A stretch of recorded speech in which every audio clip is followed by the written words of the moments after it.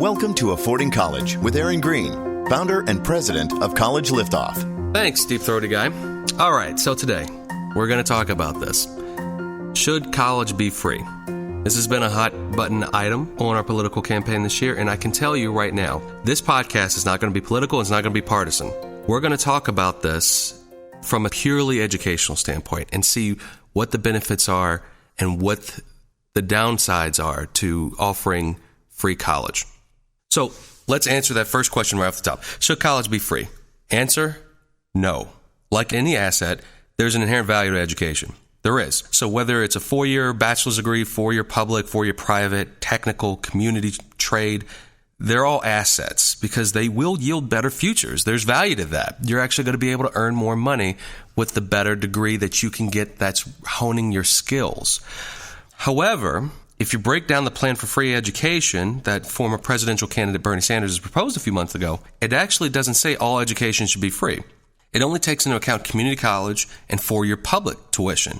But here's the thing. It doesn't talk about room and board, which at almost every public university in this country is the same cost as the tuition. And it doesn't talk about private schooling. So if you have a situation where you're getting the tuition for free for $10,000 a year and you're still paying $10,000 a year for room and board, if not more, then we run into a real problem there. So free college isn't exactly free. It's very difficult to actually put something down on that. But as we look at the world of work, what the economy really needs for the next 30 years, it's going to be an explosion of technical degrees. And that's where we as a society have to start really talking about this.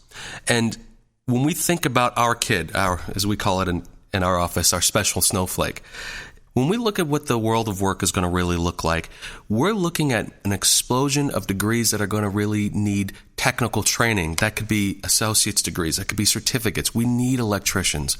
We need people that can actually get out and do things with their hands again. This 4-year model for everybody has done nothing more than put us just in a situation where students still have no direction on what they want to do with their higher education. We don't live in an economy anymore where the bachelor's degree gets you a job and solidifies your future. If you walk out of school with an English literature degree with a bachelor's in English literature, what are you going to do with that?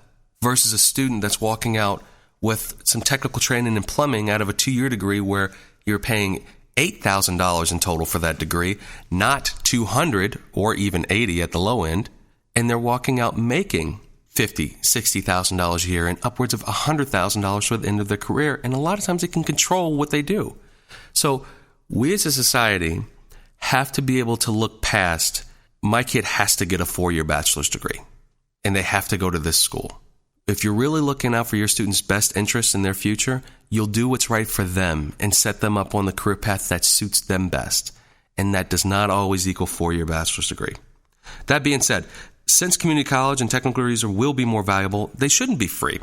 The average community college per year is $5,000. So if you have $5,000 a year times 2 years, that's $10,000 total in education, and you walk out with a salary of $40,000 to $50,000, that's pretty good. That's really good. That's an extremely great value. The truth is, we should be paying more for that. Blue-collar work, that's what we're describing here. Blue-collar work is the problem that we as a society just deem not good enough anymore. And I can promise you that is not even remotely the right answer in this world, in today's world. We've got to do a better job of answering that. Now, here's the flip side. College shouldn't be free, but it definitely shouldn't be $40,000 to $60,000 a year.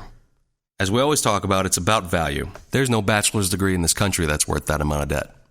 Some might argue, well, if someone's willing to pay that kind of a price for it, then isn't that worth the price? And that's what we're seeing. Families draining their retirements and students signing up for astronomical student loan debt before they graduated. For the masses in this regard, in that scenario, who are banking on higher education and depending on it as part of the pathway to success, we're actually strapping them with more debt and costs than they can even recognize or see because we have such little education on this topic in this country.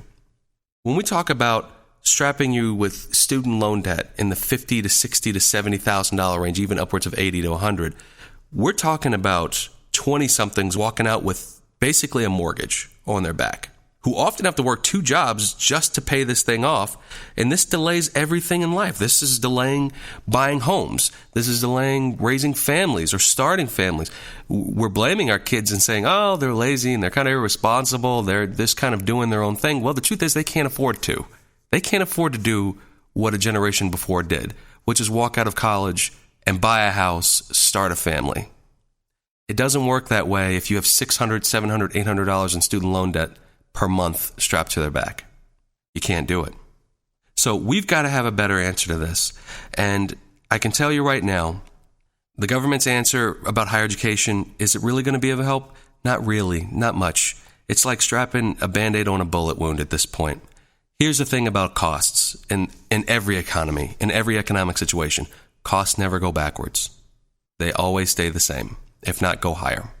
So knowing that, what should you do? The truth is, you have to be a better consumer. You have to understand what education means for you and your student. And even if you have the money to send your kid to a 4-year school and you've got $100,000, $200,000 saved up, I want you to sit back and think about that for a second. You sent your kid more than likely to a public high school and you did your best and they actually bought it for free.